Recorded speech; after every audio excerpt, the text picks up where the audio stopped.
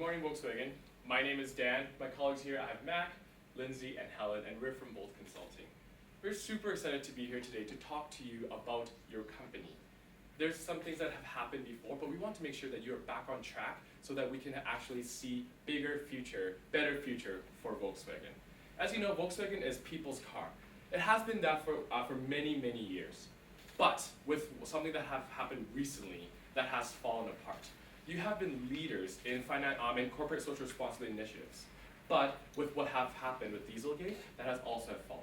So how can we get back on track for you? That's what we're going to be talking about today. So starting with a challenge, how can Volkswagen recover from Dieselgate and prevent the future crisis is our challenge for you today. So what's the solution? To develop company transparency and recover the public trust that you have lost with this Dieselgate crisis.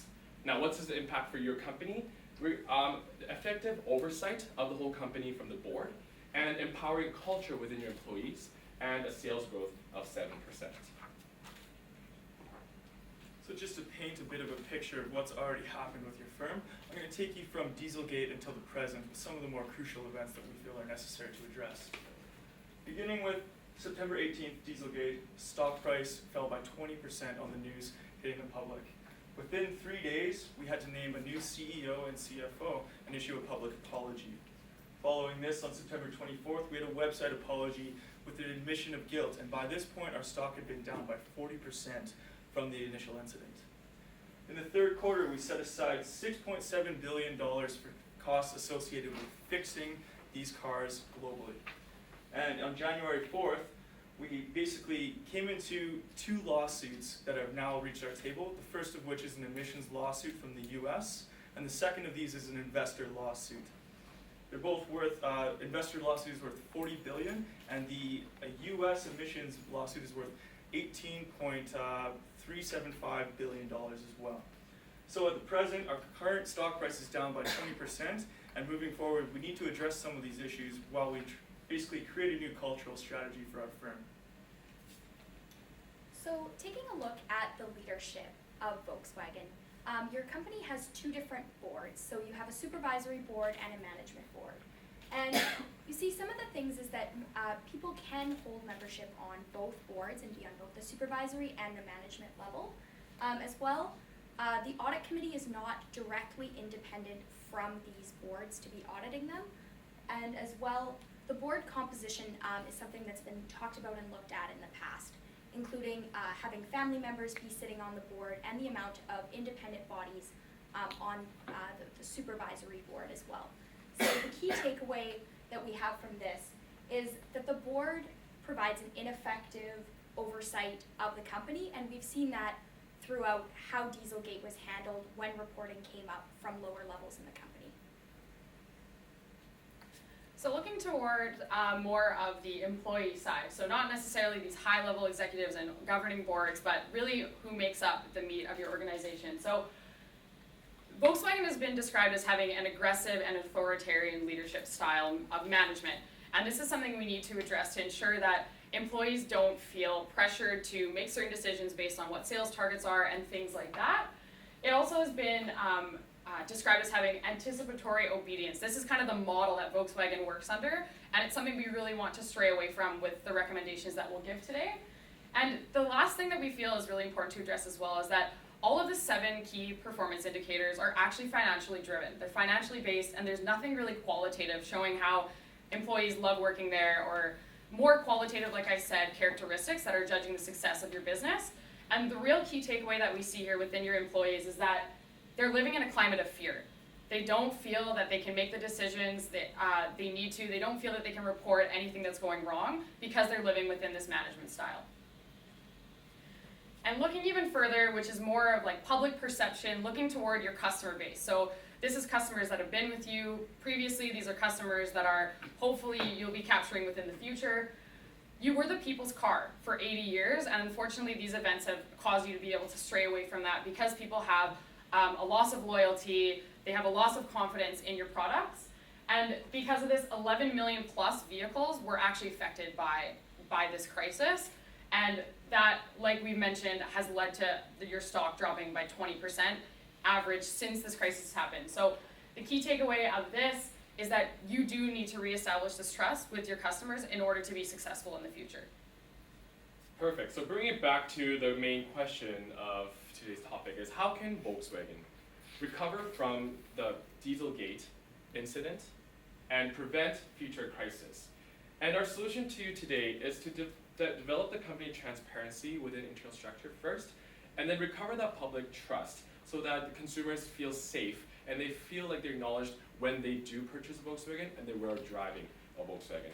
So that goes to our implementation, which I've already mentioned is going back on track. We want Volkswagen to go back on track so that you are the leaders in the car industry, but definitely in the industry of taking care of that corporate social responsibility.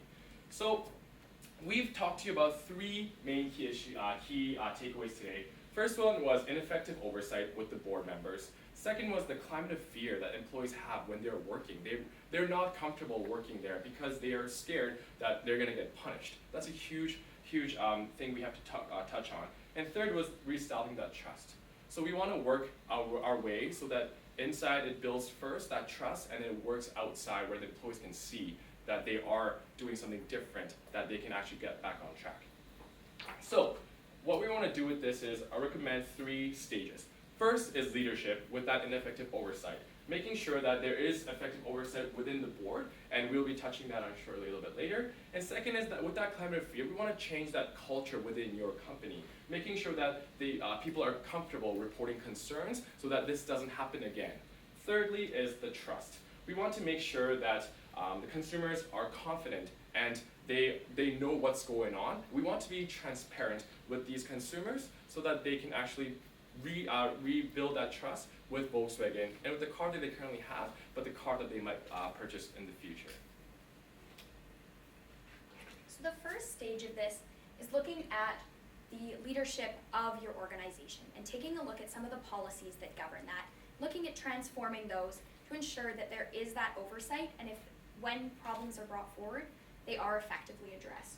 So the first thing we wanted to address right off the bat is no board member overlap, and to change that to make it very clear that if someone's on the management board, that they can't be on the supervisory board, because the structure of it is that the supervisory board is ensuring that the management board is performing effectively, and if you don't have that independence, that step is effectively not useful. The second is we wanted to look at the composition of the supervisory board structure. Because this isn't directly tied to stock ownership, it is easier to change without changing those options.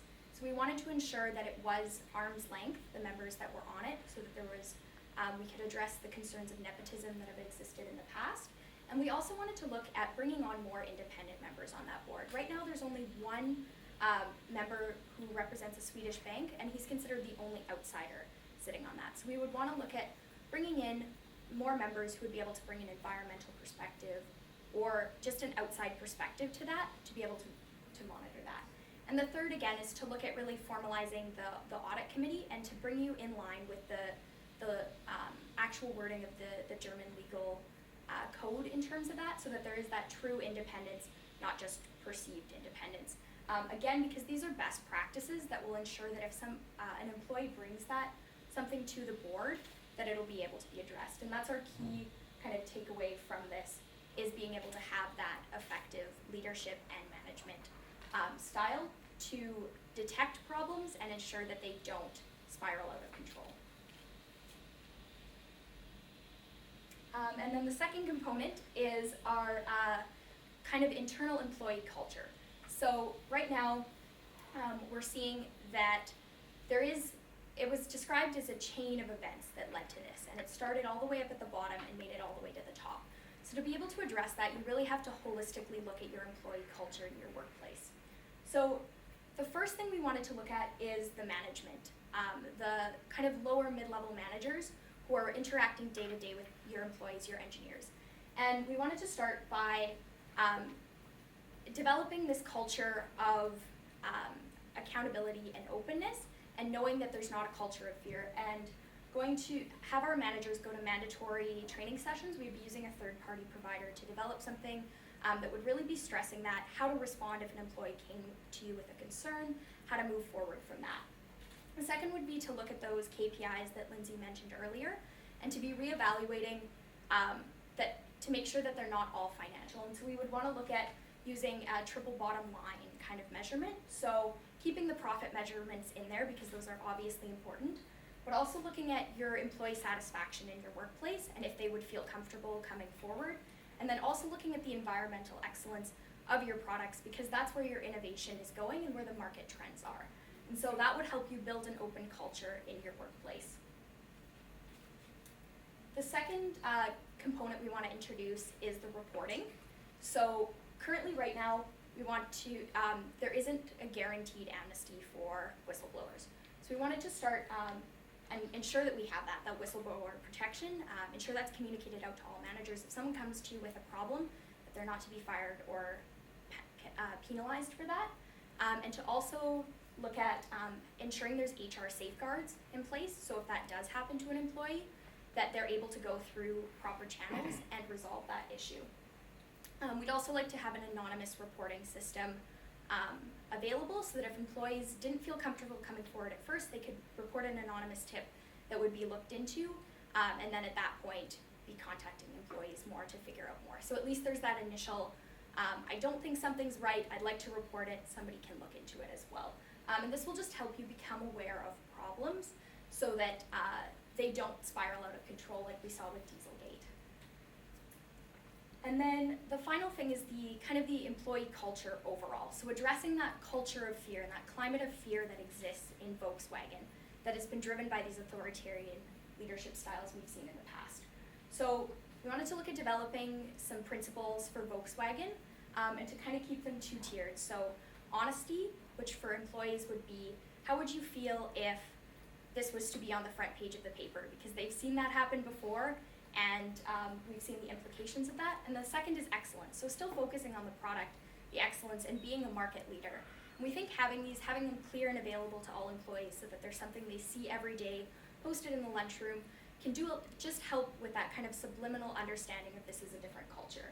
And then the second was to really try and build a team culture that's not just focused on results, to really work on engaging employees in our CSR efforts, which Lindsay will get into later in our corporate social responsibility, and also having other team events that they can participate in, and really just be able to get outside of the workplace where it's results driven and move beyond that. And we think, again, this will be building that new culture from the bottom up so you can prevent this from happening again. So looking to the more customer-facing side of things, the more public thing, and it's a word that we've used before, it's a word that we've heard used before, it's transparency. And this is the most crucial thing when trying to regain customer trust. Mistakes are going to happen, of course, within any business, but this is the biggest thing that we need to keep in mind when dealing with something like this, is being transparent, being open, and ensuring that people know exactly what happened, why it happened, knowing that you are making efforts to find out, to reevaluate controls and things like that to ensure that something like this does not happen again.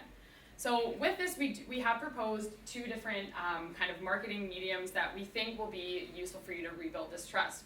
So firstly, starting off with those CSR initiatives. This is something you've been very good at in the past and have strayed away from a little bit, and we want to bring you right back to this. So this is basically Volkswagen replanting, literally replanting. So because of the recent issues with emissions and things like that, we feel this is a really good way to show your commitment to the environment as well as your commitment to your customers. Of course, you can't resolve all the emissions that have happened because of this crisis, but it's a start.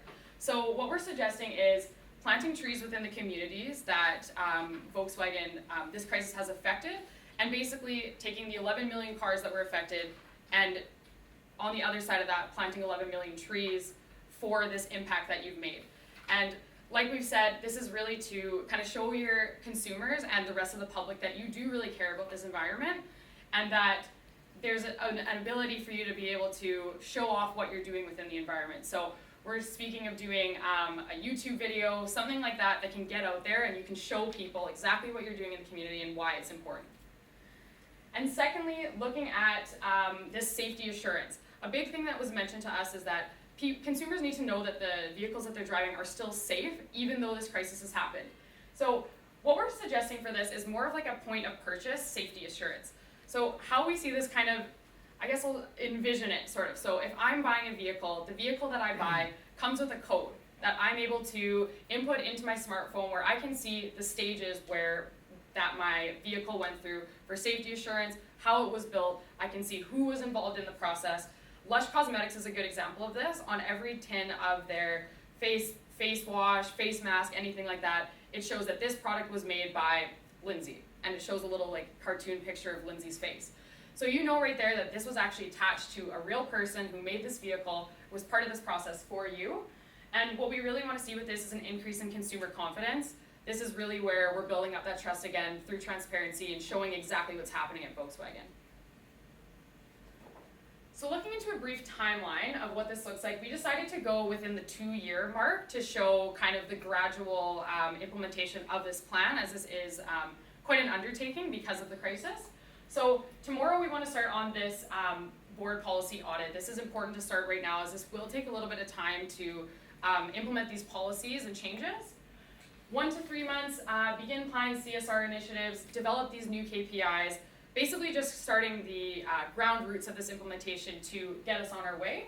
With 3 to 6 months, we can start beginning the development of those point of purchase safety initiatives, like I mentioned, as well as the reporting system we believe will be implemented by this mark, by up to 6 months.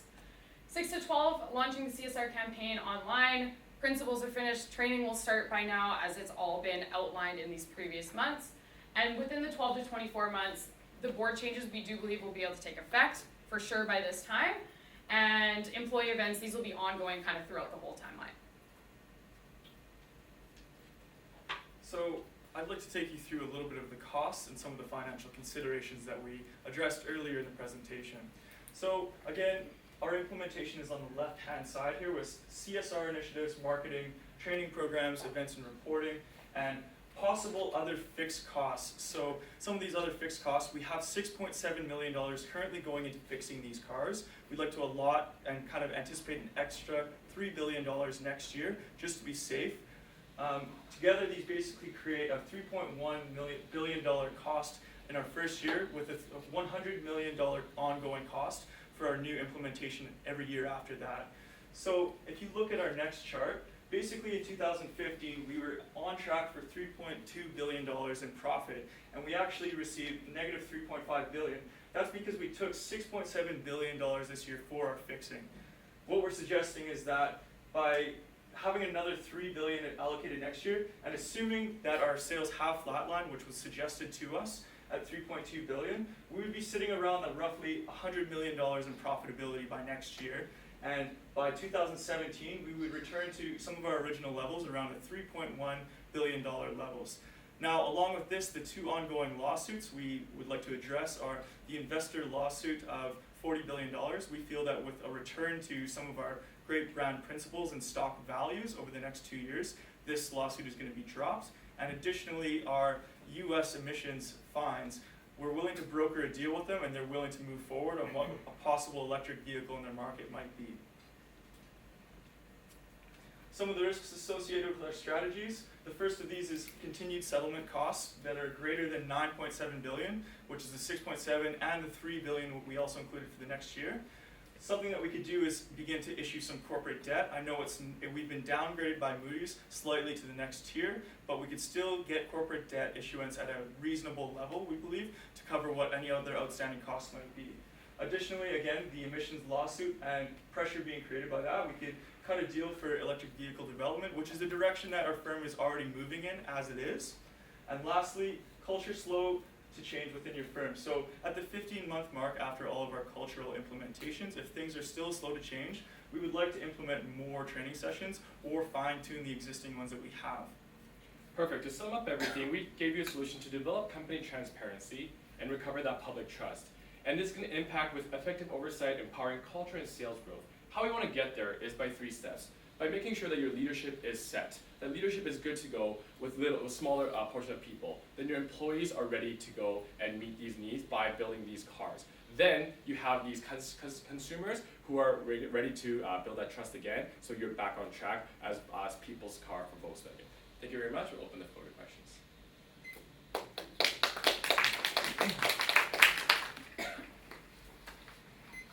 I have a quick question about the training. in relation to changing the culture. I think you mentioned that you would focus on the lower or middle levels of management. Do you think that's the right target audience? And do you think therefore that the senior managers don't need any training?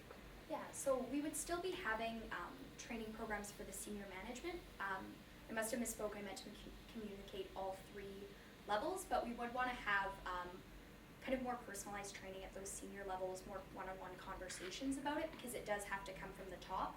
But you are looking kind of at a larger volume of people at those lower levels, and wanting to ensure that you effectively roll it out. But yes, it does have to come all the way through all levels of management. We just want to ensure that it does reach those lower level managers directly and not through their bosses.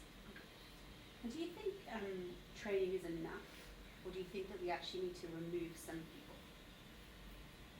We think it's definitely something that you may need to reevaluate. Of course, we think it's kind of coming back to creating those more so company values. It's changing that leadership style first, we believe, and then from there seeing if there are potentially people working within your organization that maybe don't fit those new cultural ideas that you're introducing. But we do feel that coming from the top down, like Helen mentioned, is coming up with what those policies will be, or not, I shouldn't call them policies, values should be, and then from there seeing who fits and making decisions from there. Okay, industry. It seems that you haven't mentioned anything about the product development. What's the product in the future? Are you going to have the same product or? Sure. So Dan, if you could just pull up our diesel versus electric vehicle slide.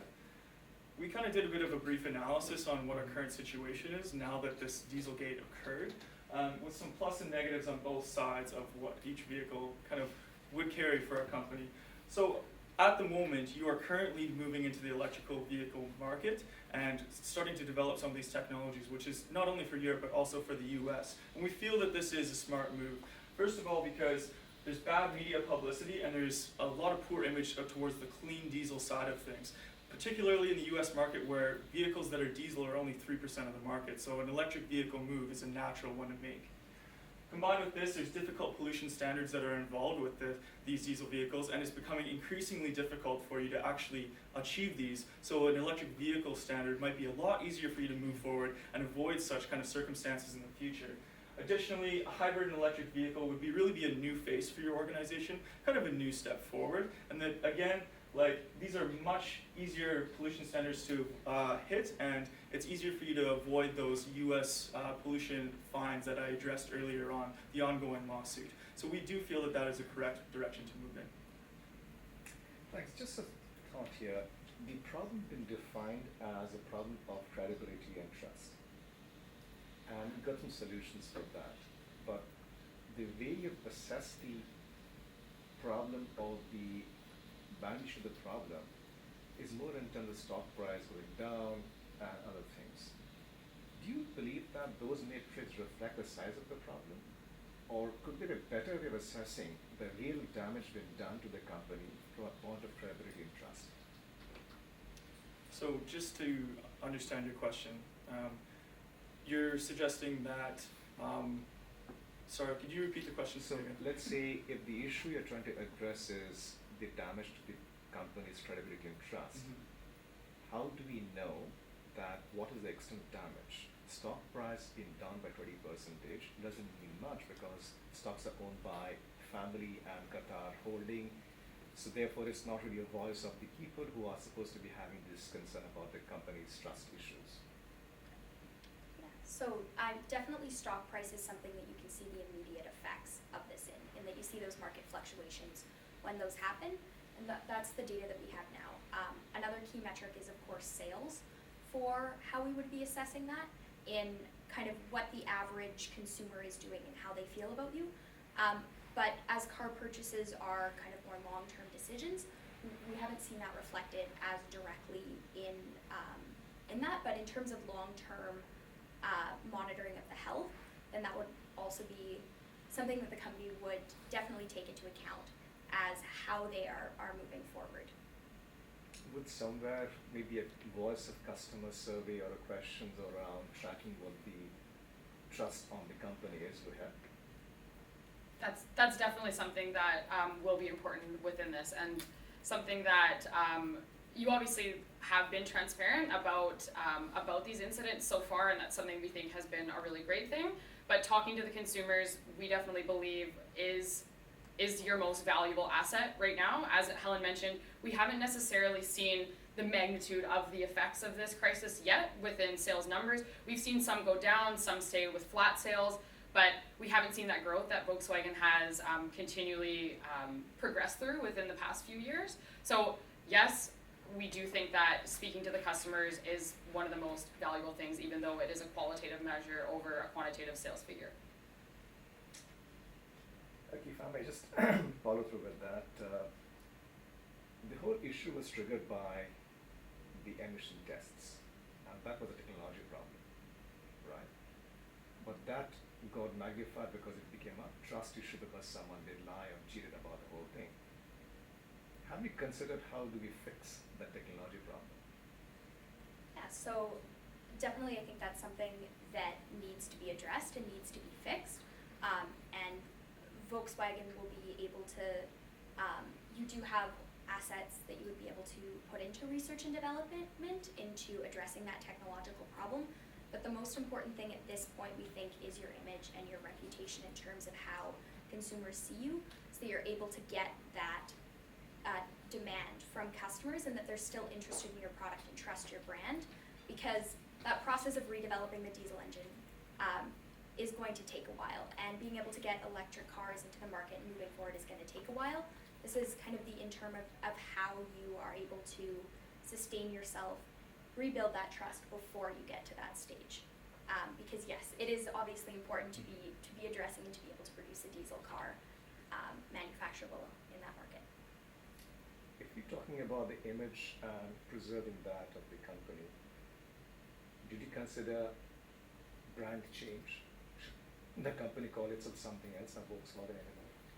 I think that's a very big, bold move to make, to change, rebrand the whole company that you have been so successful for 80 years by being people's car. I think the biggest thing right now is it's a big crisis, but it's something that we could get back on track by making sure that the steps that you are manufacturing the cars is met by the training programs I've talked about. If every step of that is met, we know that Volkswagen has the research development. We know that they have the people that could do this. But because of the climate of fear of that people are making sure that those sales are met every quarter, that's where it got stopped by making these people kind of scared to report a problem because they have to meet these sales. So making sure that those training programs are in set and making sure those managements understand what they have to go through and not just say you need to make 50 million cars in 4 months. Making sure that they all understand the process of it is going to make sure that you don't have to change the brand of Volkswagen, but making sure that they're back on track of what Volkswagen is really good at. Now you mentioned about the change in the future. What about the present stock that you have in dealership? What are you going to do with it? So all kind of affected stock in dealerships and that have been on the road have been necessarily kind of withdrawn. Additionally, there were 375,000 vehicles later on that have been part of the reevaluation and redevelopment process that were withdrawn and fixed. As necessary, if there were anything else in the dealerships, again, we have that $3 billion of extra money next year that we've basically budgeted for what those needs might be in order to kind of redevelop and push a better vehicle back out into the market. So that's something we have thought of. I think you said that you would think about changing the composition of the supervisory board to make it more independent. What kind of people would you be looking to put on that board? I think the biggest thing that we would be looking for at that point would be people who have different interests than the members that are already on the board. You're seeing it's a 20-person, actually Dan, could you just put up the, yeah. So you're seeing for the supervisory board, of the 20 members, 10 are employee elected, and then the 2 are from the government of Lower Saxony for Germany. And those 12 members have a direct interest in jobs and maintaining those jobs. And that's their key focus. That's the majority of your board. Then the other, the other 2 are from the, there's 7, I missed one, that represent your kind of stockholders, and then you have 1 that's independent. So you would want to be looking for people who would have that environmental perspective and that kind of different perspective than just the jobs and the stock price that you want to move beyond, because you're seeing that over reflected there, and I think that's why you weren't triggering the alarm bells that needed to happen along the way. Back to the culture question, it doesn't change overnight, it doesn't change over 2 years period, it's a much, much longer haul than that. As consumers who have once caught the company cheating, why would they believe any of the measures been outlined will ever work? It's not really addressing, especially given the fact that people who are making the change are always from the same company, part of the same DNA. That's a very good question of, like, how do you really rebuild that trust within 2 years?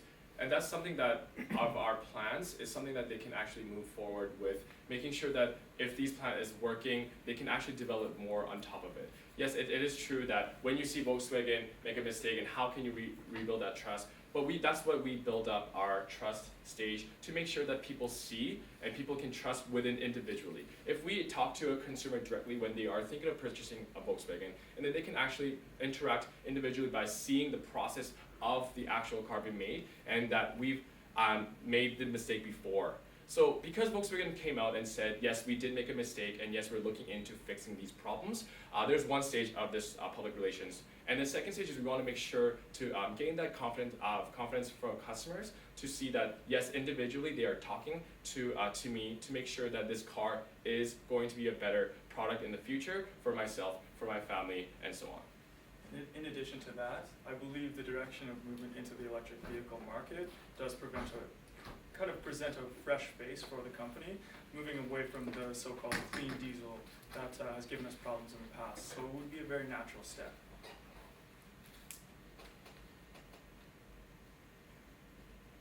We can Three more have minutes. questions. Need more time? No, sorry. We have 2.5 Sorry. minutes. Great, thank you very much. Thank you.